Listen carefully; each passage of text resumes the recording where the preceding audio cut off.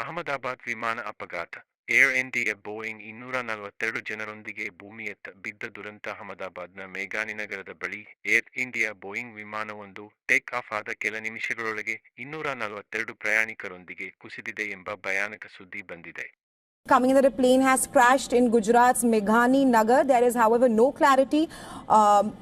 So the figure is yet to, we have yet to receive an official figure, because considering it was a passenger plane, we are expecting that there must be passengers.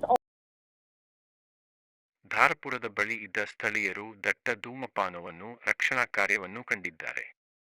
ಈ ದುರಂತದಲ್ಲಿ ಅನೇಕ ಜನರು ಸಾವನ್ನಪ್ಪಿದ್ದಾರೆ ಎಂಬ ವರದಿಗಳಿವೆ. ಮೃತರ ಆತ್ಮಕ್ಕೆ ಶಾಂತಿ ಸಿಗಲಿ ಎಂಬ ಪ್ರಾರ್ಥನೆ ಮತ್ತು ಗಾಯಾಳುಗಳಿಗೆ ಶೀಘ್ರ ಗುಣಮುಖತೆ ಆಗಲಿ ಎಂಬ ಹಾರೈಕೆ.